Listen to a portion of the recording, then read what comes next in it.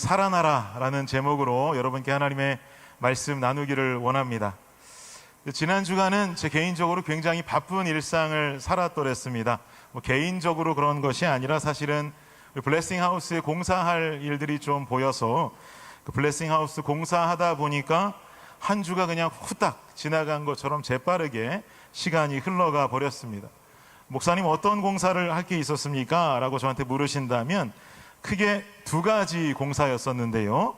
첫 번째는 뭐냐면, 참 감사한 것이 우리 듀나미스 목장 식구들이 새로운 새신자들의 숫자가 늘어나면서 더 이상 기존의 장소에서 목장 모임을 할 수 없는 상황에 이르렀습니다. 제가 지난주에 듀나미스 목장 모임을 새가족들 환영하는 마음으로 들어가 보았는데, 들어가 보니까 듀나미스 목장 구역원들이 모두 다 오지 않았는데도 꽉 차가지고 더 이상 여기서는 정말 목장 모임이 쉽지 않겠다라는 생각이 들더라고요. 그래서 나이아가라 목장 모임하는 곳이 좀 더 넓으니까 나이아가라 목장의 양해를 구하고 좀 장소를 바꿀까라고 고민하다가, 그럴 것이 아니라 현재 유스실 그 복도 건너편이 유아부실인데요, 그 유아부실 옆에 있는 창고가 사이즈가 크지 않아 가지고 이거 좀 쓰기도 뭐하고 방으로 쓰기도 뭐하고 조금 애매한 사이즈인지라 그냥 유아부실과 창고 사이에 있는 벽을 하루 날 잡고 부셔버렸습니다. 벽을 다 부셔버리고 넓게 좀 한 방을 만들어서 듀나미스 구역이 거기서 구역 모임도 하실 수 있고 우리 유아부 아이들도 좀 넓게 뛰놀 수 있도록 만들었습니다. 그리고는 그것을 주중에 부시고 그날 오후에 페인트 칠까지 싹 했습니다. 굉장히 큰 공사였죠. 이 작업이 한 가지 공사였었고요. 또 한 가지 공사는 뭐였냐면, 지난 주일에 점심 식사하고 나서 설거지를 하는데 설거지 개수대가 너무나 작다 보니까 우리 호범 형제하고 장한 형제가 둘이 서서 설거지 하는데 설거지만 2시간을 하더라고요. 밥을 20분 먹었는데 설거지를 2시간 하면 이거 너무나 비효율적인 행동 아니겠습니까? 그 뒤에서 보면서 이걸 어떡하나 좀 생각하고 있었는데, 몇 분이 저에게 오셔서 제안을 하시는 거예요. 설거지 개수대를 좀 큰 걸로 새 걸 좀 갖다 놓으면 어떻겠습니까? 그러세요. 그래서 그거 좋은 아이디어인 것 같다 생각하고, 설거지 공간, 원래 있던 공간 옆으로 이렇게 식탁 테이블처럼, 이렇게 싱크대 테이블처럼 쭉 있는 그 위에 탑을 잘라가지고 그곳에 상업용 싱크대 개수대를 넣고 수도까지 설치했습니다. 물론 이 작업은 제가 하진 않고 우리 김동명 집사님이 거의 다 하셨기 때문에 제가 한 일은 없는데요. 그래도 주중에 그렇게 벽 부시고 페인트 칠하고, 그리고 또 여러분 오늘 건너가시다 보면 아시겠지만 펜스를 막고 있던 초록색깔 천들도 싹 다 걷어버렸거든요. 이런 일들하고 유스실 옛날에 벽 부시다가 제가 끊어놓은 전기도 다시 복구하고, 지난 주간 굉장히 그렇게 바쁜 시간들을 살았습니다. 이 많은 작업들을 하고 난 다음 날 제가 교회에 오전에 출근을 했는데 몸이 너무 피곤한 거예요. 몸도 피곤한데 그날 새벽 예배까지 했으니까 아침에 출근한 내내 제 고개는 제게 아니에요. 왼쪽으로 떨어지고 오른쪽으로 떨어지고 앞으로 갔다 뒤로 갔다가 앉아있는데 이거 주체할 수가 없겠더라고요.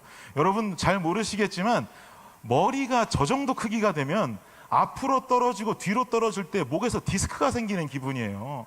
너무 아프단 말입니다. 그래서 이거 도저히 안 되겠다, 이러다 목이 끊어질 수도 있겠다라는 생각이 들어가지고 잠깐 그냥 이럴 바엔 눈을 붙이자. 그래서 우리 블레싱 하우스 로비에 보면 소파가 이렇게 2개 있지 않습니까? 그래서 그 소파에 누워서 이렇게 잠을 청하고 누워서 자는데, 여러분 이런 경험 있으신지 모르겠어요. 제가 잠을 자고 있는데 잠을 잔다는 건 제가 무의식 중에 있다는 거 아닙니까? 그죠? 무의식 중에 들어가서 누워서 잠을 자는데, 무의식 중임에도 불구하고 잠을 자고 있는 중인데도 불구하고 제 귀에 제 코 고는 소리가 들려요. 그런 경험 해보셨어요? 이게 자는데도 내가 코를 엄청나게 골고 있구나, 너무 커서 지금 자는데도 내 귀에 들리는구나 라는 기분이 들더라고요. 그래서 저는 제가 그날 잠을 자는 도중에도 제가 코 고는 걸 알 정도로 피곤한 몸에 그냥 코를 드르렁 골면서 그 로비가 떠나갈 정도로 대자로 뻗어서 한 2시간 정도 잠을 잤습니다. 여기까지는 좋았는데요, 한두 시간 정도 잠을 자고 일어났는데 아주 충격적인 상황이 눈앞에 벌어져 있더라고요. 무슨 상황이었냐면, 우리 블레싱하우스 문을 열고 들어가면 정면에 벽에 붙어있는 데스크가 하나 있잖아요. 책상이 하나 있는데 제가 분명히 기억합니다. 제가 자기 전에 그 위에 아무것도 없었어요.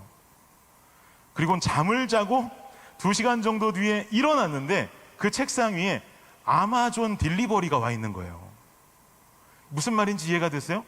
이게 보통 집으로 가는 아마존 택배는 집 앞에 두고 가잖아요. 그런데 우리 교회 상업용 건물로 오는 아마존 이 택배들은 비싼 물건을 시킨다고 생각하는 모양인지 제가 있어도 문을 열고 들어와서 제 손에 넘겨줘야 가더라고요. 근데 눈을 떠보니까 자기 전에는 분명히 아무것도 없었던 그 책상에 자고 일어났더니 아마존 물건이 와 있는 거예요. 여러분, 어떤 생각이 드세요?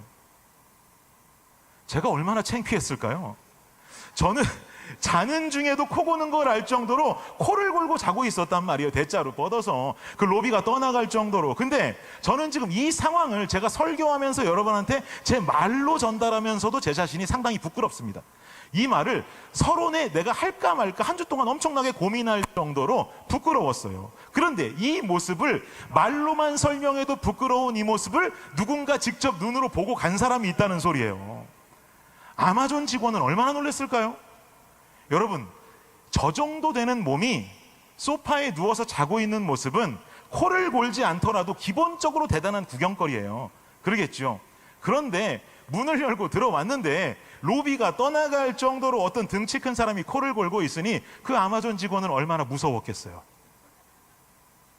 예상컨대 그분 아마 동영상으로 제 모습 찍어서 자기 친구들끼리 돌려보지 않았을까라는 생각이 듭니다. 그런데 제가 그 와중에도 안도의 한숨을 쉰 건 뭔지 아세요? 우리 성도가 아니길 천만 다행이다. 내가 그렇게 자고 있는데 성도님 들어오셨다면, 교회에 물건이라도 놓으러 들어오시고 기도하러라도 들르셨다면, 야, 이 모습 보고 충격에 휩싸이셨겠다라는 생각을 하니까, 야, 이거 천만 다행이다라는 생각이 듭니다. 혹시 그 시간에 교회 오셔서 저 자는 모습 보고 놀라서 나가신 분 계시지 않죠? 혹시라도 그런 분들 계시다면 소문내지 말아주시기를 예수 그리스도의 이름으로 축복합니다. 오늘 본문을 보니까 저처럼 잠을 자고 있다가 봉변당하는 성경 속에 인물이 한 사람 등장하고 있어요. 여러분, 아까도 퀴즈 설교를 통해서 들으셨겠지만 유두고라고 하는 청년입니다. 우리 본문의 내용 속으로 들어가서 어떤 상황과 어떤 배경을 오늘 본문이 담고 있는지를 좀 살펴보자고요. 우리가 사도행전을 차례대로 현재 보고 있는데 사도행전 44번째 시간이 지난주에 끝났고 이제 45번째 시간을 이어가고 있습니다.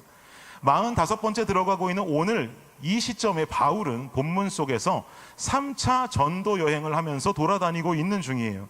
2차 전도 여행은 다 끝났고 3차 전도 여행을 하면서 돌아다니는데, 안디옥에서 3차 전도 여행을 위해서 출발한 바울 일행이 갈라디아와 부르기아 땅을 먼저 훑어보고 교회들을 위로한 뒤에 바로 어느 지역으로 들어가게 됩니까?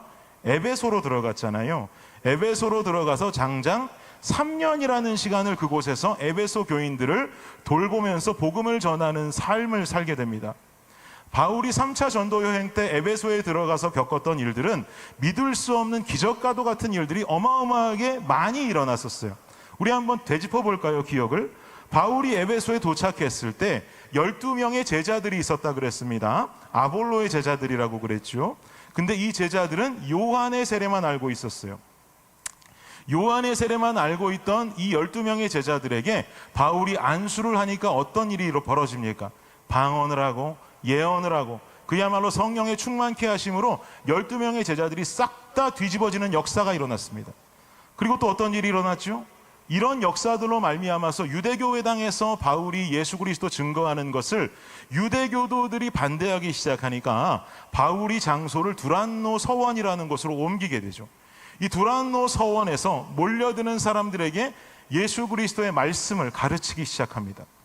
그랬더니 어떤 일이 벌어졌어요?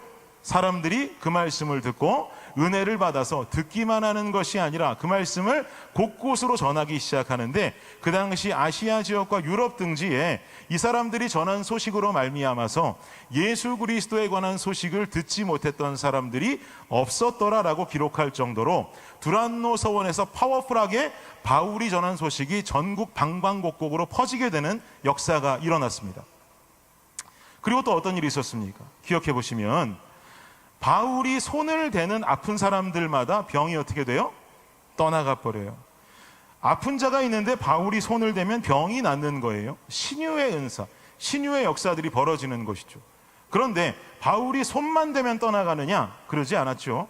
바울의 앞치마만 갖다 대도 병이 떠나가고, 바울의 손수건만 갖다 대도 병이 떠나가 버리는 굉장히 큰 성령의 역사, 기적과도 같은 역사들이 일어나 버렸습니다. 그리고는 지난주 말씀 기억해 보세요. 결국 어떤 일이 벌어졌어요? 에베소라는 곳은 아데미 여신을 섬기는 곳이었고, 에베소는 곧 아데미고 아데미는 곧 에베소라고 불릴 만큼이나 대명사처럼 불리우던 것이 에베소의 여신 아데미였는데, 사람들이 예수를 믿게 되는 사람들이 증가하기 시작하니까 아데미 여신을 믿는 사람들은 감소하게 됐고, 그러니까 결국 아데미 신전 앞에서 아데미 여신상을 판매하던 사람들은 엄청난 적자에 시달리게 되죠. 그래서 결국 그 상인들의 조합장이라고 할 수 있는 데메드리오라는 사람이 선동을 하기 시작합니다. 크다 에베소의 아데미여, 크다 에베소의 아데미여, 뭐 이렇게 소리 지르면서 바울의 잘못됨을 막 고발하기 시작하니까 사람들이 2만 5천 명이나 모일 수 있는 에베소의 연극장에 모여서 바울을 떠나가라고, 바울을 벌하라고 소리 지르기 시작했었잖아요. 그죠? 그 사건 이후에 바울은 에베소를 빠져나오게 됩니다. 그리고는 바울은 에베소에서 빠져나와서 어디를 둘러보게 되냐면 마게도니아라고 하는 곳으로 가게 되는데, 여러분 우리가 사도행전 말씀 보면서 이제 마게도니아 그러면 이건 도시가 아니라 주의 개념이야 라고 알 수 있죠. 마게도니아라고 하는 지역으로 가게 돼요. 건너가게 되죠. 마게도니아라고 하는 지역이라 하면 우리는 마게도니아라고 성경에 쓰여 있지만 얼핏 같이 생각해야 되는 도시는 빌립보, 데살로니가, 베레아, 이런 도시가 마게도니아에 속해 있는 도시란 말이에요. 그러니까 바울은 빌립보도 갔다가 데살로니가도 갔다가 베레아도 갔다가 하면서 2차 전도 여행 때 만났던 교회와 성도들의 모습들을 둘러보는 경로를 택해서 지나가게 되었고, 마게도니아를 지나더니 그 다음 어디로 가냐면 아가야라고 하는 곳으로 들어가거든요. 아가야는 그리스 헬라의 남부 지역이죠. 아가야도 도시가 아니라 주의 개념입니다. 뭐 아테네가 그 안에 속해 있고요. 또 아가야 남쪽으로 더 내려가면 고린도라고 하는 지역도 아가야 지역에 속해 있는 도시였어요. 결국 바울은 에베소를 떠나서 마게도니아를 지나서 아가야로 들어와서는 마지막 종착지 어디를 향해 왔느냐? 고린도에 도착합니다. 애증의 도시 고린도. 그 고린도에 도착해서 바울은 약 3개월 동안 머물다가 결국 바울은 그 다음 행선지로 어디를 가려고 하냐면, 고린도 여러분 기억해 보시면 서편에는 레카이온 항구가 있고 동편에는 갱그레아 항구가 있었다 그랬잖아요. 갱그레아 항구에서 바울은 배를 타고 지금은 시리아라고 불리우는 수리아 지역으로 건너가려고 했던 게 바울의 애당초의 계획이었어요. 그런데 이 계획에 차질이 생깁니다. 왜 차질이 생기냐? 배를 타고 시리아로 들어가려고, 수리아로 들어가려고 하는데 바울이 한 가지 첩보를 입수하는 거예요. 유대교의 아주 골수분자들이 바울을 공격하고 죽이려고 하는 음모를 꾸미고 있다. 갱그레아에서 배 탔다가는 그냥 뱃속에서 죽을지도 모른다, 가다 죽을지도 모른다 라고 하는 첩보를 입수한 거예요. 그러니까 배 타고 갈 수 있겠어요, 없겠어요? 배 타고 갈 수가 없죠. 배 타고 가는 것을 포기합니다. 그리고는 바울은 과감하게 다시 육로로 걷기 시작합니다. 그래서 왔던 길을 그대로 돌아가면서 아가야에서 마게도니아 땅으로 올라가게 되죠. 그리고는 네아폴리라는 곳에 도착해서 거기서 배를 타고 드로아라고 하는 도시로 들어가게 됩니다. 그리고 바울은 이 드로아에서 7일간을 거하게 되는데, 이 드로아라고 하는 도시가 어디냐? 오늘 본문의 주인공이라고 볼 수 있는 유두고 사건이 일어나는 도시가 바로 이 드로아예요. 그 생각을 가지고 우리 본문 7절 한번 볼까요? 읽겠습니다. 시작. 그 주간의 첫날에 우리가 떡을 떼려 하여 모였더니 바울이 이튿날 떠나고자 하여 그들에게 강론할세 말을 밤중까지 계속하매. 7절 초반에 보니까 그 주간의 첫날에, 그렇죠, 그 주간의 첫날에. 개역 개정 버전은 저렇게 해석하는데요, 여러분 과거에 우리가 보던 구버전 개역 한글 버전을 보면 그 주간의 첫날에라고 말하지 않고 뭐라고 기록하냐 하니까 안식 후 첫날에라고 말합니다. 그 말인즉슨 무슨 말이에요? 지금 이 드로아에서 일어나는 사건은 바울이 드로아에서 들어와서 만난 주일날 일어난 사건이다라고 볼 수 있는 거예요. 드로아에 있던 성도들은 이 주일 저녁에 떡을 떼기 위해 모였다라고 말합니다. 근데 여기서 떡을 떼기 위해 모였다라고 하는 말이 의미하는 건 쉽게 예배하기 위해 모였다 생각하시면 돼요. 왜냐하면 당시는요, 예배 드리면서 반드시 성찬을 함께 행했거든요. 그러니까 떡을 떼기 위해 모였습니다. 이건 예배하기 위해 모였습니다. 이 말이에요. 그러니까 지금 드로아 주일 저녁에 오전에 예배 드리고 저녁 예배인지, 아니면 모여드는 사람들이 어쩔 수 없이 그날은 일을 고단하게 해야 되는 형편의 사람들이라 저녁에 모였는지 그 이유는 알 수 없지만, 지금 저녁 시간에, 주일 저녁 시간에 한 자리에 모여서 예배를 드리고 있는 거예요. 그리고는 바울은 저 드로아라는 도시에 있는 한 건물 안에서 저녁 시간 모여든 성도들을 모아두고 말씀을 전하고 있는 것이죠. 근데 말씀을 전하는데 설교가 짧았던 것 같으세요? 길었던 것 같으세요? 길었던 것 같아요. 왜냐하면 저 뒤에 보니까 그들에게 강론할세 말을 밤중까지 계속했다 그러잖아요. 그죠? 밤중까지 계속했다. 그러면 목사님, 밤중이라 그러면 몇 시 정도까지를 밤중이라고 말하는 거예요? 궁금하실 수 있는데요, 밑에 영어 성경 보니까 until midnight. 결국은 바울은 지금 말씀 강론하는데 자정에 이를 때까지 말씀을 전하고 있는 거예요. 얼마나 이게 지금 길게 말씀을 전하고 있는 겁니까? 보통 당시에 주일날 성도들이 모여서 저녁에 애찬하고 예배하는 시간을 학자들은 추정하기를 몇 시라고는 정확히 모르겠는데 해진 뒤였다라고 말하거든요. 해가 진 뒤라고 하면 쉽게 말해서 보통 6시경에 모였다는 얘기예요. 늦어도 7시경. 그러면 7시경에 모여서 식사하고 성찬하고 한다 하더라도 그거 뭐 얼마나 되겠습니까? 그 뒤에 말씀을 전하는데 자정까지 전했으면 설교를 도대체 얼마나 길게 한 거냐고요. 여러분, 다행이라고 생각하십시오. 바울이 설교하는 교회 다니지 않는 것을 다행으로 여기셔야 돼요. 이어지는 8절도 보세요. 8절 시작. 우리가 모인 윗다락에 등불을 많이 켰는데, 우리 한번 상식적으로 생각해 보자고요, 여러분. 예배를 드리는 공간이 있는데 그 윗다락에 등불을 많이 켜놨대요. 등불 많이 켜두면 등불에서 발생하는 가스들이 있을 거 아닙니까? 그 가스들이 발생하면서 그 안에 있는 사람들에게 어떤 현상을 줄 수 있냐면, 안 그래도 피곤한데 더 졸음을 오게 할 수 있는 환경이라는 거예요. 등불을 많이 켜놨으니 그것으로 인한 잠자기 딱 좋은 가스들이 지금 몸속으로 들어오고 있다라는 거죠. 졸기 정말 딱 좋은 환경과 상황이에요. 이러한 상황 속에 하루 종일 고된 일을 마치고 바울이 전하는 이 말씀을 듣겠다고, 바울은 그 다음날 드로아를 떠나는 일정인 것을 듣고는 은혜를 사모하면서 달려온 한 청년이 있었으니 그 청년의 이름이 유두고였다는 말이죠. 근데 유두고라고 하는 이름은 뭐 지금 오늘날 우리나라 이름에서는 그런 부분이 잘 보여지지 않지만, 당시의 이름들 속에서는 이 사람의 이름만 봐도 이 사람이 좋은 가문의 사람이구나, 혹은 이 사람이 조금 험한이라는 사람이구나 라고 알 수가 있는데, 보통 유두고라고 하는 이름은 험한 일 하는 사람들에게 사용되던 이름이에요. 그러면 이 유두고는 얼마나 하루 종일 힘든 일, 고된 일들, 고단한 일상을 보내고 잠을 자도 되는데 그 저녁 시간 바울이 전하는 메시지가 있다 하니 그 말씀을 들으려고 한 걸음에 그 자리로 뛰어온 거예요.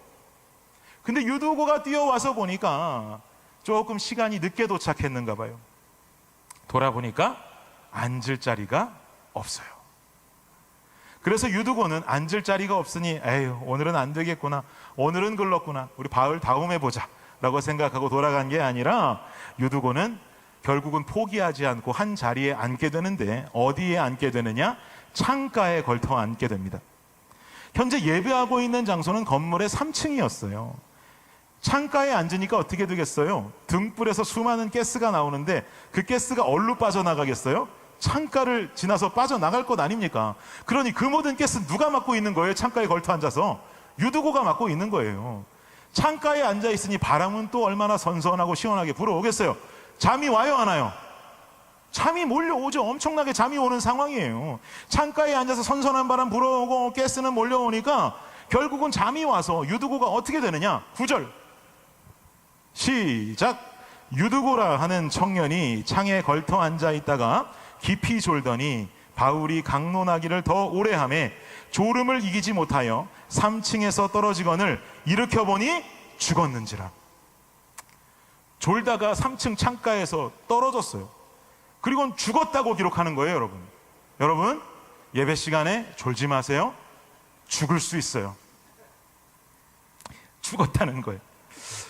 여러 자유주의 신학자들이 이 구절을 해석할 때 어떻게 해석하는가 하면, 사실 죽지는 않았어. 3층에서 떨어졌는데 숨은 붙어 있었고 뭔가 지금 아픈 상황이었을 뿐이지 죽지는 않았는데 문학적으로 표현하려다 보니까 죽었다고 표현한 거야 라고 주장하는 자유주의 신학자들이 굉장히 많습니다.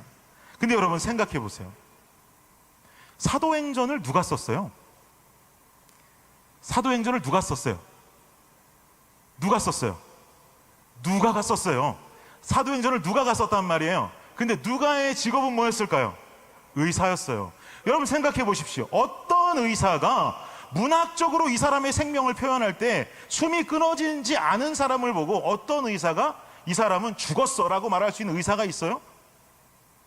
여기 지금 우리 간호학 하시는 분들도 계시는데 어떤 의학계에 계시는 분들이 죽지도 않은 사람 보고 문학적으로 표현할 때 죽었다라고 말합니까? 이거 범죄잖아요. 그러니까 지금 의사가 판단했을 때 유두고는 완전히 숨이 끊어진 거예요. 죽어있는 상태인 거예요.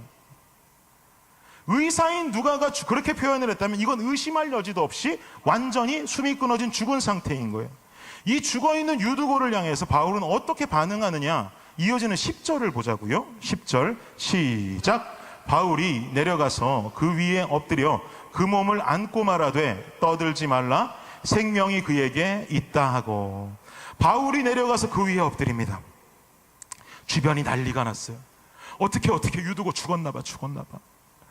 새벽마다 일어나서 김씨네 집 가서 밭도 메고, 점심때는 이씨네 집 가서 일해주고, 저녁때는 박씨네 집 가서 일도 하던 유두고가 그렇게 일하더니만 말씀 듣다가 얘가 졸음이 와서 떨어져가지고 죽었나 봐. 불쌍해서 어떡해. 옆에 있는 아줌마들은 울고 있고 아수라장이 된 것 같아요. 걱정하는 마음에. 그러니까 바울이 뭐라 그래요? 조용히 해라. 떠들지 마라. 아직 죽지 않았다. 이 안에 생명이 있다라고 말하고 있는 거예요. 정말 죽지 않아서 죽지 않았다 그런 게 아니에요. 헬라어 원문을 살펴보면 바울이 엎드렸다고 하는 말에는 어떤 의미가 숨겨져 있냐면 무언가를 전달했다, 집어넣었다라고 하는 의미가 담겨 있습니다. 그러니까 바울이 엎드려서는 그 죽은 유두고 위에서 기도를 했는지 무엇을 했는지 몰라도 다시 하나님께서 주신 생명이 유두고 안으로 들어간 사건임을 우리는 알 수가 있는 거예요. 그렇게 유두고가 추락했다, 그리고 완전히 죽었다, 그리고는 그 위에 엎드렸다, 그리고는 유두고가 다시 살아나게 되는, 부활하게 되는 믿을 수 없는 하나님의 역사가 이 사건 속에 일어나는 것이죠. 사랑하는 여러분, 오늘 본문의 배경을 자세히 살피면서 여러분 마음속에는 어떤 생각이 드십니까? 예배할 때 졸면 안 되겠다, 이거 크게 다칠 수도 있겠다, 이 정도 우리가 적용한다면 우리 지금 저방 넘어가 있는 블레싱 키즈들까지만 할 수 있는 적용이고요. 이제 우리는 좀 더 깊은 말씀의 샘으로 들어가야죠. 우리는요, 오늘 본문, 이 본문을 통해서 이거 한 가지 함께 기억하면 좋겠습니다. 저를 따라해 보십시오. 살아난 자답게 살라. 살아난 자답게 살아야 돼요. 이게 무슨 말인가? 우리 다시 한번 10절 말씀 한번 띄워주세요. 시작. 바울이 내려가서 그 위에 엎드려 그 몸을 안고 말하되 떠들지 말라, 생명이 그에게 있다 하고.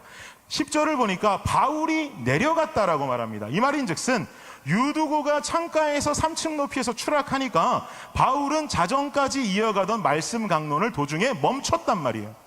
즉 유두고의 죽음은요, 진행되어 가던 예배를 멈추게 했어요.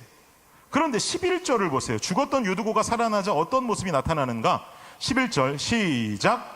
올라가 떡을 떼어 먹고 오랫동안 곧 날이 새기까지 이야기하고 떠나니라. 올라가 떡을 떼어 먹고 그러잖아요. 떡을 떼어 먹는다는 말이 아까 무슨 의미라 그랬죠?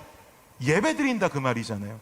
결국은 11절을 보면 유두고가 살아나니까 끊어졌던 예배가 다시 회복되는 역사가 일어나는 거예요. 이것이 의미하는 바가 뭐냔 말이죠. 여러분, 죽은 유두고가 살아났다라고 하는 것은 마치 십자가에 못 박혀 죽으신 예수님께서 3일 만에 부활하시는 모습을 연상케 하죠. 그리고 이 십자가의 죽음은 예수님 한 분만의 죽음만이 아니라 갈라디아에서에 나오는 바울의 고백처럼이나 내가 그리스도와 함께 십자가에 못 박힌 것이고 그 십자가로 인해서 사망 가운데 있던 내가 생명으로 옮겨진 사랑의 사건임을 여러분 믿으시기 바랍니다. 그리고 이 십자가의 사건이 하나님과 나 사이에 결국은 뭘 해결해 준 거예요? 관계적인 회복을 해결해 준 거예요. 막힌 담을 허물어 주셨다고 그러잖아요. 예수가 화목제라 그러잖아요. 예수님께서는 하나님과 인간 사이에 있었던 막힌 담을 허무는 화목 제물로 사용되시고, 우리는 예수의 죽음으로 말미암아 하나님과의 관계가 다시 친밀하게 회복될 수 있는 기회를 누린 거예요. 그리고 예수님 돌아가실 때 성전 휘장이 찢어지지 않았습니까? 성전이 휘장이 찢어졌다는 이야기도 예배의 회복이에요. 성전 휘장이 찢어지면서 더 이상 유대인들만이 아니라 이방 나라 사람들이라 할지라도 영접하는 자, 곧 그 이름을 믿는 자들은 하나님의 자녀가 되는 권세를 받을 수 있는 예배의 문이 확 열려버린 거예요. 여러분, 오늘 우리는 유두고의 죽음으로 예배가 중단되고 다시 살아남으로 회복된 예배의 모습, 십자가의 죽음으로 인해 다시 생명 얻은 나에게 회복된 예배라고 하는 이 영적인 연관적 의미를 통해서 우리의 예배 생활을 좀 돌아보기 원해요. 여러분께 질문합니다. 여러분이 드리는 예배는 예배의 감격이 멈춰 서 있는 예배입니까? 아니면 끊임없이 감격이 일어나고 샘솟는 회복된 예배의 모습입니까? 예배의 감격? 예배의 감동? 우리는 흔히 이런 단어를 들으면 이렇게 생각하실 수 있어요. 목사님, 예배의 감격은 블레싱 교회와 이 예배의 말씀을 준비하는 김준일 목사에게 달려있는 것 아닙니까? 얼마나 교회가 예배를 잘 치밀하게 준비했는지, 어떤 프로그램을 준비하는지, 목사님은 얼마나 열심히 말씀을 준비하셨는지, 그 설교에 얼마나 은혜가 있는지, 여기에 감격이 있는 거 아니에요? 라고 질문하실 수 있어요. 그런데 오늘 본문을 보니까요, 중요한 진리가 우리에게 설파되는데, 예배의 감격을 느끼게 하는 주체는 교회와 사역자가 아니라고 하는 사실이에요. 무슨 말이에요? 지금 유두고 사건의 배경을 잘 보세요. 밤 늦은 시간에 모였어요. 사역자는 밤 12시까지 설교를 전하고 있어요. 그리고 여기저기 등불은 켜놨어요. 가스는 몰려오고 잠은 오고 말씀은 끝날 줄을 모르고, 계속 그 배경과 환경이 어떻습니까? 감격과 감동을 줄 수 있는 환경인가요? 아니잖아요. 이걸 어떻게 예배의 감격의 주체를 교회라고 말할 수 있고 사역자라고 말할 수 있어요? 여러분, 예배 감격의 주체는 예배 드리고 있는 나 자신이 살아있느냐, 내가 죽어있느냐의 차이예요. 그러면 유두고와 같이 죽었다가 살아나는 경험 정도는 해야 정말 살아있는 예배의 감격을 누릴 수 있지 않겠습니까? 예, 맞습니다. 그래서 예수님이 십자가에 죽으셨잖아요. 십자가가 없었다면 죽을 수밖에 없던 내가, 사망에 거하던 내가 예수로 인해 살아나고 다시 생명 얻은 삶을 살아갈 수 있겠습니까?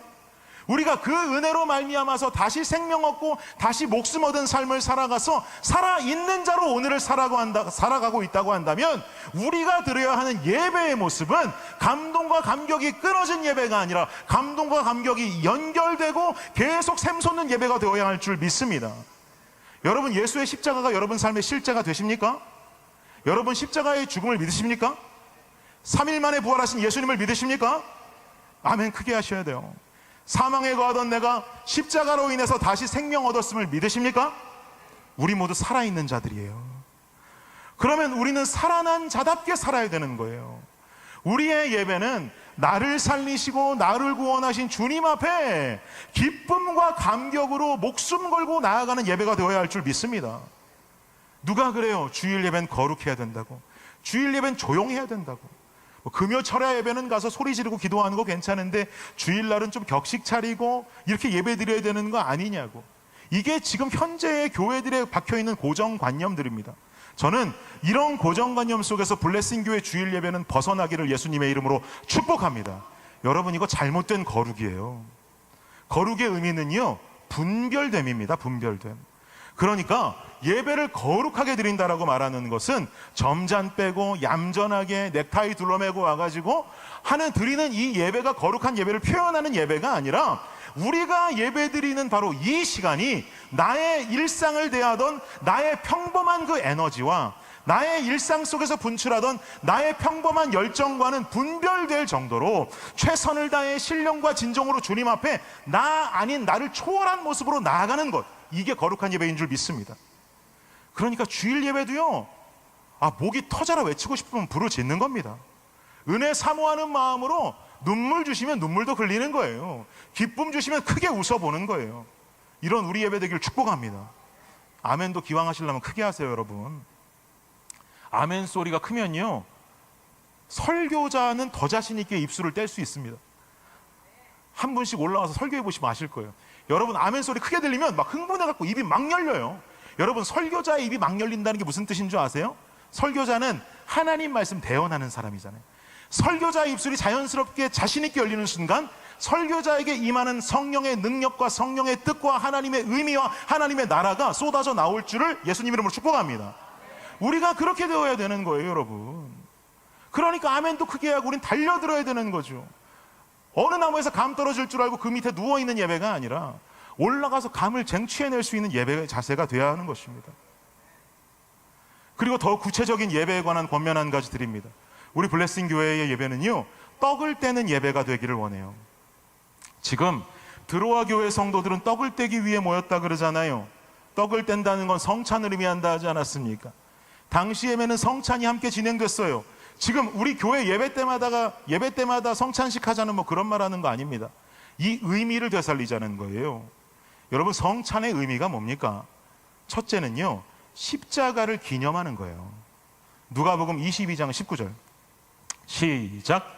또 떡을 가져 감사 기도하시고 떼어 그들에게 주시며 이르시되 이것은 너희를 위하여 주는 내 몸이라 너희가 이를 행하여 나를 기념하라 하시고. 나를 기념하라, 나를 기념하라. 뭘 기념하는 겁니까? 예수님의 살과 피, 즉 십자가의 희생을 기념하라는 거예요. 그래서 우리 블레싱 교회 예배는요, 말씀을 통해서요, 죄와 십자가에 관한 이야기가 가감없이 선포되는 예배 되길 원합니다. 예수님은 나를 기념하라고 말씀하셨는데 그 예수님의 십자가와 복음이 말씀과 예배 가운데 없다면 여러분, 이거 예배라고 말할 수 있겠습니까?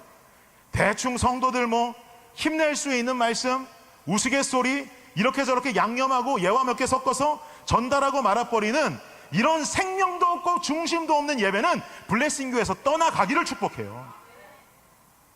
주님 말씀이라면 전하는 자는 담대히 전해야 되고요, 받는 성도들은 아멘으로 순종함에 받는 예배가 돼야 되는 거예요. 그리고 말씀을 듣는 여러분의 심령 가운데 찔림이 있어요? 할렐루야, 찔림이 있어야 됩니다. 여러분, 예수의 십자가를 기억하면서 죄와 십자가와 복음을 논하는데 어떻게 찔림 없는 예배 드릴 수 있습니까? 우리 심령에 매주 찔림이 있는 예배가 돼야 돼요. 회개가 일어나야 돼요. 눈물이 쏟아져 내려야 돼요. 내 심령에 있는 찔림이 나의 삶을 송두리째 변화시키는 이런 예배의 역사가 우리 블레싱 교회 가운데 일어나야 되는 것입니다. 이게 바로 성찬의 의미를 담은 예배예요. 두 번째 성찬의 의미는 뭡니까? 성도 간에 이루는 연합입니다. 연합. 예수님께서 제자들과 함께 식사하신 것처럼 성도 간에 모여서 함께 식사 나누고 은혜 나누고 나아가 성도의 하나된 연합을 도모하는 것, 이것이 성찬이 가지고 있는 두 번째 의미이고, 여기까지가 예배예요. 십자가라는 게 뭐예요, 여러분? 수직은 뭐예요? 하나님 사랑. 수평은요? 이웃 사랑. 하나님 사랑, 이웃 사랑의 결정체가 십자가잖아요. 이 십자가를 기념하면서 하나님 사랑을 실천하지만 성도 간의 연합을 도모하면서 우리는 이웃 사랑까지 나아갈 수 있어야 진정한 성찬의 의미를 살린 예배를 드린다는 것이죠. 그러니까 예배 후에 진행되는 우리 목장 모임들도요, 그냥 괜히 진행하는 거 아닙니다. 그리고 이 시간 통해서 뭐 다른 것 도모할 필요 없어요. 여러분, 목장 모임 내 신앙 자랑하는 시간 아니고요, 내 삶을 자랑하는 시간도 아니고요, 내 잘난 모습 드러내고 잘난 모습 인정받는 시간도 아닙니다. 목장 모임 시간은 도리어 내가 가지고 있는 나의 부족함과 나의 연약함을 나누고 이런 부족하고 연약한 자와 함께 하시는 하나님의 은혜를 드러내는 시간인 줄 믿습니다. 서로의 부족함과 연약함을 드러내니 그걸 가지고 저 사람 저렇게 부족해, 저렇게 연약해, 별거 아닌 사람이구만, 이게 아니라 그 사람의 연약함과 부족함을 끌어안고 안아주고 격려하고, 그리고 그 기도 제목을 받아서 함께 한 주 동안 붙잡고 기도하는 것, 여러분 여기까지 가는 게 목장 모임이에요. 이 의미를 퇴색하지 않는 것, 이 이웃사랑과 소그룹의 모임까지 하나님의 사랑과 연합을 도모하는 것, 이것이 예배의 모습인 것입니다. 여러분, 이 두 가지로 실천되는 예배 드릴 수 있다면 우린 목숨 걸고서라도 이 예배 세워가야 되는 거예요. 목사님, 십자가와 복음 담긴 메시지요, 찔림이 있는 예배요, 성도 간의 연합이요. 목사님, 요즘은요 모르시나 본데 트렌드가 안 그래요. 성도들이 좀 웃을 수 있고 마음 편하게 들을 수 있고 세상에 살아가는 지혜를 알려주는 말씀들로 예배들 재밌게 꾸려가셔야 성도가 늘어납니다. 목사님, 성도 간에 서로 나누고 그러는 시간도 지금같이 시간도 없는 이 세상 가운데 무슨 목장 모임이고 무슨 교제를 나눕니까? 괜히 나누다가 상처받고 힘들어서 교회 떠나고 그럴 바엔 안 모이는 게 낫지요. 목사님, 요즘 트렌드는 안 그래요. 죄송하지만 여러분, 이런 트렌드 따라가야 성도가 늘고 부흥하는 것이 작금의 교회의 모습이라고 한다면 우리 교회 성도 안 늘어나도 됩니다. 이러고 있다가 이만큼 모여있고 예배드리다 망해도 상관없어요. 그러나 제 안에 있는 분명한 확신은 뭔지 아십니까? 십자가와 복음이 담긴 메시지, 찔림이 있는 예배, 성도 간의 연합을 이루는 교회가 요즘의 트렌드와는 맞지 않을지 몰라도 하나님의 마음에는 맞는 교회가 될 것이라고 확신합니다. 그럼 됐죠 여러분? 뭐가 더 필요해요? 예배는 그래야 되는 거잖아요. 지난주에도 말씀드렸지요. 이 정도면 교회지가 아니라 이게 교회지, 이게 교회지의 사명을 가지고 우리 블레싱 교회가 세워져 가길 원한다고 말씀드리지 않았습니까? 십자가로 살아난 자들이라면 이런 예배의 모습 살아있어야 됩니다. 살아있으나 죽은 자처럼 살아가지 마십시오. 살아있는 자들이라면 살아난 자들답게 예배하고 삶을 살아가십시오. 죽어 있을 때는 사망 가운데 거해 있기 때문에 아버지와의 관계도 단절되어 있고 예배의 의미가 없을지 모르지만 더 이상 사망 가운데 있는 내가 아니라 십자가로 인해 생명의 길을 걷고 있는 나라면 이 생명의 길 안에는 성령이 함께 계시고 성령이 계시니 주님을 놓을 수가 없고 하나님과 함께 걷는 삶을 살 수 있으니 아버지와의 관계의 담은 막힌 담은 어물어지고 성전의 휘장도 찢어지는 역사가 우리 예배 가운데 일어나야 되는 것이죠. 이렇게 예배가 온전히 회복되어지고 살아있는 자의 회복된 예배를 사모할 수 있는 저와 여러분 되시기를 예수님의 이름으로 축복합니다. 결론을 맺겠습니다. 여러분 잘 아시는 것처럼 저희 집에는 애들 5명이 살고 있습니다. 애들 중에 첫째 아이 열매가 태어날 때쯤에 타고 있던 차가 20만 마일도 넘어가서 이건 도저히 아이도 태어나는데 위험하겠다 라는 생각이 들어가지고 그때 처음으로 미국 살면서 한 분 귀한 도움을 받아서 새 차를 구입했던 기억이 납니다. 그리고 그 미니밴을 잘 구입해가지고 열매도 키우고 마음이도 키우고 드림이도 키우고 이라까지 키웠는데 저희 집이 열매 마음 드림 이라라는 이름이요, 열매 마음 드림 이라 하면서 문장이 끝난 거예요. 5번째는 사실 저도 몰랐고 아내도 몰랐어요. 열매 마음 드림이라 라고 문장이 끝났는데 5번째로 임신했으니 이거 이름을 뭐라고 줘야 되는 거예요 여러분? 우린 이미 끝냈는데. 고민하다가 주변에서는 아멘이라고 지라 그러는데 이게 아멘이 뭐예요? 애들 이름이 자기 새끼 아니라고. 열매 마음 드림이라 아멘 이건 아니잖아요, 그죠? 고민하다가 하리면 좋겠다. 하리, 열매 마음 드림이라 하리. 하리가 태어나니까 미니밴이 작더라고요. 미니밴이 보통 7인승인데 여러분 5인승 차에 5분 타고 다니세요? 평소에? 안 그러잖아요. 뭔가 룸이 있어야 될 것 아닙니까? 애들을 뒤에 5명 태웠는데 이건 뭐 너무 위험하고 애들이 한마디씩만 떠들어도 귀청이 떠내려갈 것 같고, 유모차는 다른 집하고는 다르게 저희는 2대씩 싣고 다녀야 되는데 그 미니밴 뒤에 유모차 2대가 들어가면 아무것도 싣고 다닐 수가 없어요. 고민하고 고민하다가 결국 여러분 아시는 것처럼 요즘 저희가 타고 다니는 밴은 풀사이즈 밴입니다. 미니밴이 아니에요. 그 밴이 미국에서는 뭐 큰 가족들이 타고 다니는데 한국에서는 보통 또 연예인들이 타고 다니는 밴들을, 그런 밴을 타고 다니잖아요. 미국도 그런지 모르겠는데 미국도 그런가 보다 싶었던 게, 제가 HEB에 하루는 차를 댔는데 미국 사람들이 지나가다가 제 차가 딱 서니까 문이 열리는데 이렇게 안을 쳐다봐요. 안에 누가 타고 있는지, 뭐 유명인이라도 타고 있는지 궁금했던 모양이에요. 저는 속으로 씩 웃었죠. 실망할 텐데. 5명이 우르르 내리니까 실망한 표정으로 싹 다 가시더라고요. 그렇게 5명 태우고 그 차 타고 다니면서 이곳저곳 다니는데요, 저희 차 이렇게 보면요, 겉보기에는요 진짜 멋있습니다. 겉보기엔 참 멋지고 좋아 보이는데 우리 밴이 가지고 있는 치명적인 문제가 하나 있습니다. 치명적인 문제가 뭔지 아십니까? 에어컨이 고장났어요.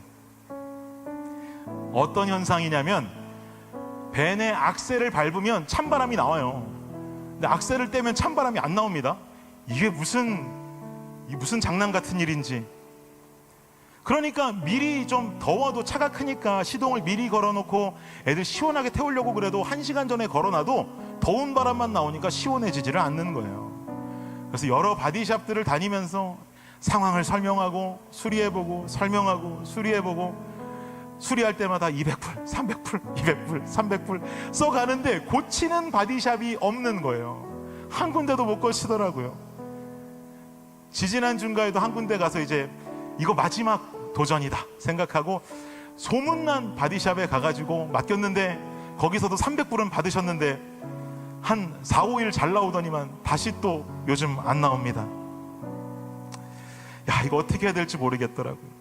다행히 뭐 요즘 며칠 동안 기온이 떨어져서 그나마 차를 타고 다닐만 하지만, 여러분, 텍사스 이 한여름에 100도가 넘나드는 이 날씨 속에 에어컨 안 나오는 차 타고 다니는 거, 이거 아주 고통스럽습니다.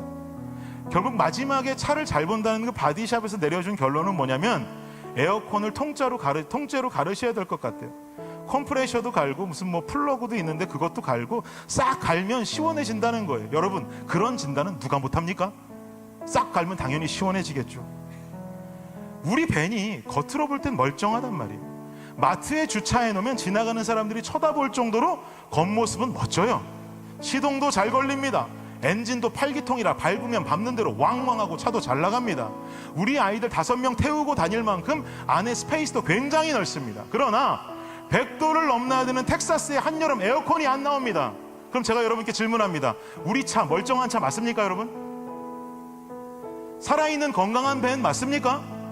겉으로 보니까 멋있으니까 저거 멋진 밴이구나, 좋은 밴이구나, 그렇게 말할 수 있겠습니까?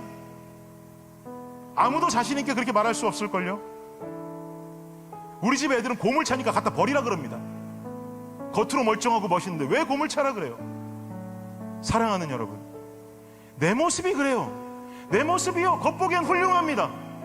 공부도요 할 만큼 했습니다. 어떤 분들 집도 한 채씩 가지고 있습니다. 내 꿈도 어느 정도 이룬 것 같습니다. 나는 차도 몇 대씩 가지고 있습니다.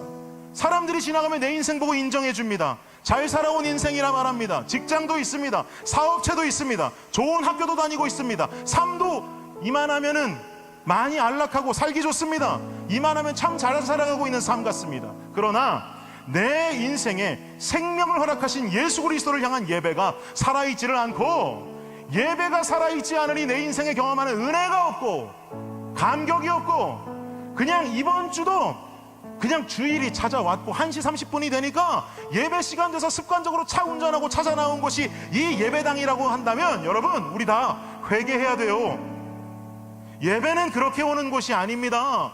하루하루 주님 믿고 살다 주일 되니까 찾아 나오고 시간 되시가 나와서 앉아있는 곳이 예배당 되면 안 됩니다. 여러분, 한 주 동안 이날의 은혜를 위해서 사모하는 마음 가지고, 기대하고 기대하는 마음 가지고 찾아 나오는 곳이 예배당이 되어야 되는 거예요. 우리가 습관적으로 예배당 찾아 나오고 아무런 기대도 없이 그냥 이 자리에 앉아 있다가 천국 갈 것이라고 생각한다면, 주님은 우리에게 분명히 말씀하십니다. 계시록 3장 1절 말씀, 시작. 사대교회의 사자에게 편지하라. 하나님의 7영과 7뼈를 가지신 이가 이르시되, 내가 내 행위를 아노니 네가 살아있다 하는 이름은 가졌으나 죽은 자로다. 여러분, 우리 이렇게 평가받으면 어떡해요? 한 주도 안 빠지고 교회 나오고 이 자리 지키려고 그냥 열심히 시간 되니까 지각하지 않고 나오려고 노력하고, 그냥 오늘도 감격과 감동도 없지만 그냥 앉아가지고 예배 보고, 또 월요일 한 주 시작하고, 또 주일 오니까 또 앉아있고, 월요일 되면 또 한 주 시작하고, 주일 오면 또 앉아있고. 내가 네 행위를 아노니 네가 살아있다 하는 이름은 가졌으나 죽은 자로다. 여러분, 저런 평가가 내 삶 가운데 임한다면 얼마나 무서울까요? 우리 이대로 예배 드릴 수가 없겠죠. 여러분, 에어컨을 통째로 갈아서 차가 시원해질 수 있다면 에이 그 말은 누가 못해라고 말할지라도 얼른 그 다음날 가서 에어컨 통째로 갈아야 되는 거예요. 그래야 이 무더운 텍사스의 여름을 살면서 얼른 에어컨을 통째로 갈아서라도 시원한 삶을 살아갈 수 있는 거죠. 여러분, 예배를 향한 내 마음과 결단을 송두리째 바꾸고 내가 은혜를 향해 달려들었을 때 나의 예배의 감격과 감동을 되찾을 수 있다면 우리는 그렇게 살아야 되는 겁니다. 우린 그 길에 가져야 되는 거예요. 이것보다 중요한 게 뭐가 있습니까? 무슨 수를 써서라도 결단해야죠. 살아계신 주님 앞에 여러분 체면 차릴 게 뭐고요? 살아계신 주님 앞에 인간들 눈치 볼 게 뭡니까? 주님은 벌거벗은 몸으로 십자가에 올라가서 물과 피를 다 쏟고 나를 위해 죽으신 그 주님 앞에서, 내가 주님 앞에 사람들 눈치나 보고 있고, 내가 주님 앞에서 내 수치와 내 모욕과 내가 가지고 있는 자존심만 지키려고 한다면 여러분, 이건 눈치도 없고 염치도 없는 거 아닙니까? 살아계신 주님 앞에 체면 차릴 게 없어요. 옆에 있는 인간들 그 주변에서 눈치 볼 것 없어요. 그냥 주님을 향한 열망이라면 내가 이 예배를 통해 부르짖고 찬양하고 말씀 듣고 아멘하고 순종하며 삶 가운데 승리를 경험할 수 있어야 되는 것입니다. 마음을 다합시다. 뜻을 다합시다. 주님 앞에 아무것도 감추지 말고 있는 모습 그대로 나오십시다. 네가 살았다 하는 이름은 가졌으나 죽은 자다라고 하는 평가를 받는 블레싱이 아니라 영원한 생명에 거하는 살아있는 딸이로다, 살아있는 아들이로다 라고 하는 칭찬 듣는 우리 블레싱 공동체 되기를 예수님의 이름으로 축복합니다. 우리 이 시간 마지막으로 찬양하며 결단의 시간 갖도록 하겠습니다.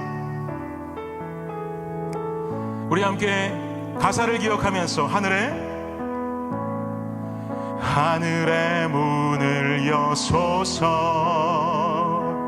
이곳을 주목하소서. 주를 향한 노래가 꺼지지 않으니 하늘을 열고 보소서, 하늘을 열고 보소서. 이곳에 임재하소서. 주님, 이곳에 임재하소서. 주님을 기다립니다. 기도의 향기가 하늘에 닿으니 주여 임재하여 주소서. 주여 임재하여 주소서. 이곳에 오셔서, 이곳에 오셔서, 이곳에 앉으소서. 이곳에서 드리는 예배를 받으소서. 주님의 이름만이, 오직 주의 이름만 이곳에 있습니다. 우리 다시 한번 처음부터 하늘의 문을 여소서. 하늘의 문을 여소서. 주님이 블레싱을 이곳을 주목하소서. 주를 향한 노래가 꺼지지 않으니 하늘을 열고 보소서. 하늘을 열고 보소서. 주님 이곳에 임재하여 주시옵소서. 이곳에 임재하소서. 주님을 기다립니다. 기도의 향기가 하늘에 닿으니 주여 임재하여 주소서. 주여 임재하여 주소서. 우리 전심으로 이곳에 오셔서, 이곳에 오셔서, 이곳에 앉으소서. 이곳에서 드리는 예배를 받으소서. 주소서. 주님의 이름이, 주님의 이름만이, 오직 주의 이름만 이곳에 있음. 이곳에 오셔서, 이곳에 오셔서, 이곳에 앉으소서. 이곳에서 드리는 예배를 받으소서. 주님의 이름이, 주님의 이름만이, 오직 주의 이름만 이곳에 있음. 다시 한번 이곳에, 이곳에 오셔서, 이곳에 앉으소서. 이곳에서 드리는 예배를 받으소서. 주님의 이름이, 주님의 이름만이, 오직 주의 이름만. 우리 다시 한번 고백합니다. 이곳에 오셔서, 이곳에 오셔서, 이곳에 앉으소서. 이곳에서 드리는 예배를 받으소서. 주님의 이름이, 주님의 이름만이, 오직 주의 이름만 이곳에. 우리 마지막으로 한 번만 더 고백하십시다. 이곳에, 이곳에 오셔서, 이곳에 앉으소서. 이곳에서 드리는 예배를 받으소서. 주님의 이름이, 주님의 이름만이, 오직 주의 이름만 이곳에 있습니다. 우리 시간 눈을 감고 한 목소리로 좀 기도하며 나아가실 때 여러분의 예배는 어떤 모습입니까? 그냥 주일이 오니까, 시간이 되니까 찾아 나온 예배라고 한다면 이 시간 주님 앞에 회개하기 원합니다. 날 위해 목숨 주신 주님 앞에 고작 가지고 나온다는 예배의 마음이, 주님 시간 되니 나왔어요, 요일 되니 나왔어요 라고 하는 내 마음가짐이라면 주님 나를 용서하여 주시옵소서. 주님, 내 예배에 정말 변화가 일어나길 원합니다. 내 예배에 감격과 감동이 되살아나기를 원합니다. 내 예배가 은혜로 충만한 예배가 되기를 원합니다. 주여, 나의 예배를 송두리째 뒤바꿔 주옵소서. 이 시간 주님 앞에 기도하며 나아가도록 하겠습니다. 기도하겠습니다. 주님, 우리의 삶 가운데에 아버지 하나님, 우리의 예배의 모습을 아버지 철저하게 자복하고 회개하기를 원합니다. 아버지 하나님, 아버지 하나님, 나의 예배가, 우리가 아버지 바라보는 이 예배와 이 시간이 주님 앞에 사모함 없이 기대함 없이 나왔다면 주님 모두 다 회개하며 나아가기를 주여 간절히 원합니다. 나를 위해 죽으신 그 주님의 존전 앞에 보혈을 지나 더 가까운 곳으로, 더 가까운 곳으로, 지성소 속으로 들어가야 하는 나의 모습이 아니라 주님, 내 모습이 그저 예배의 매너리즘에 빠져있고 아무런 기대도 없이 예배드리고 앉아있노라면 주여 나를 용서하여 주시옵소서. 주님, 잘못했습니다. 주님, 잘못했습니다. 주님, 우리를 용서하여 주시기를 원합니다. 아버지 하나님, 우리가 온전하게 주님을 향하여서 기대함을 가지고 내 사모하는 마음 가지고 아버지 하나님 하루하루 나아갈 수 있는 우리가 될 수 있도록 주여 역사하여 주시옵소서.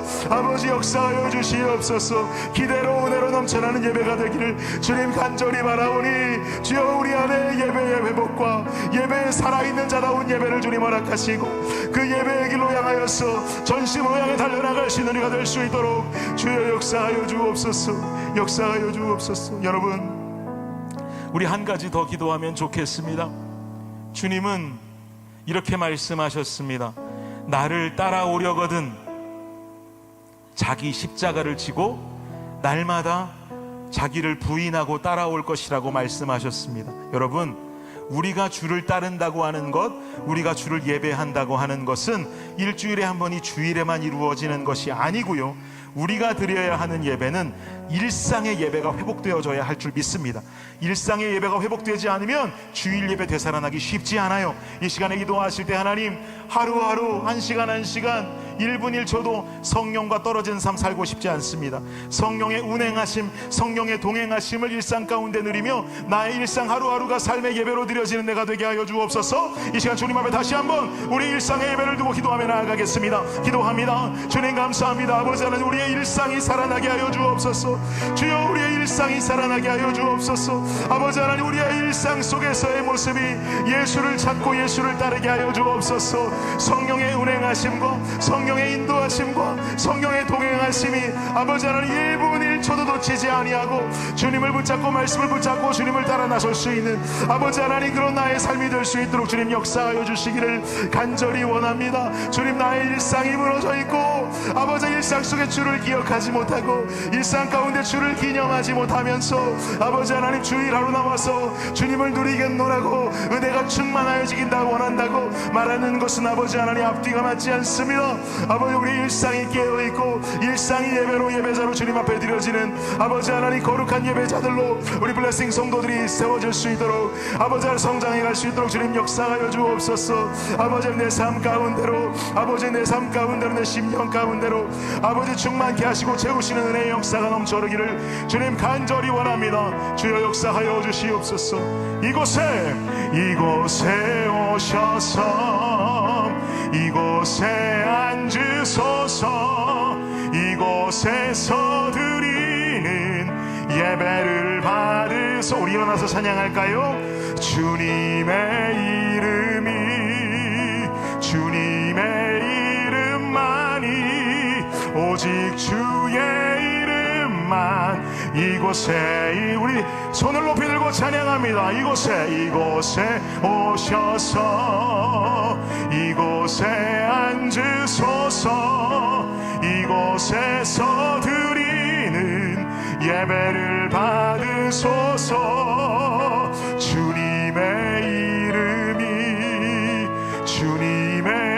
이름만이 오직 주의 이름만. 우리 마지막으로 전심을 다해 고백합니다. 이곳에 오셔서 이곳에 앉으소서. 이곳에서 드리는 예배를 받으소서. 주님의 이름만이 오직 주의 이름만 이곳에 있습니다. 주님 감사합니다. 우리의 예배를 향한 마음이 주님 앞에 턱없이 부족했음을 회개합니다. 주님, 잘못했습니다. 감격도 없이 감동도 없이 기대도 없이 예배 드리면서 그저 주일에 이곳에 나왔으니 됐지라고 생각하는 게 우리의 심령의 마음이었다면 주님 용서해 주십시오. 날 위해 죽으신 주님 앞에 우리가 더 성찬의 마음을 가지고 십자가를 기념하고 찔림이 있고 성도 간의 연합을 도모하고 십자가와 복음이 살아있는 이 예배로 우리가 한 걸음 한 걸음 더 깊숙이 보혈을 지나 그 지성소 가운데까지 들어오기를 간절히 원합니다. 주님, 우리 블레싱 교회 성도들이 이 예배를 사모케 하여 주옵소서. 우리의 마음 가운데 기대가 있게 하여 주옵소서. 우리 마음 가운데 부어주시는 은혜와 성령의 충만케 하심을 향한 기대와 소망이 있게 하여 주시옵소서. 주님께서 부어주시는 은혜로 말미암아 새롭게 되어지고 송두리째 우리의 삶이 변화되어지는 은혜의 역사와 경험을 해나가는 우리 모두가 되게 하여 주시옵소서. 지금은 우리 주 예수 그리스도의 은혜와 무한하신 하나님의 사랑과 놀라운 성령의 은총이 지금 이 시간 주 앞에 나와 은혜의 예배, 감동의 예배, 감격의 예배, 살아난 자답게 살겠습니다라고 결단하며 돌아가는 여기 모인 모든 블레싱 교회 성도들 머리 위에 지금으로부터 영원까지 함께 하시기를 우리 주 예수 그리스도의 이름으로 축원하옵나이다. 아멘.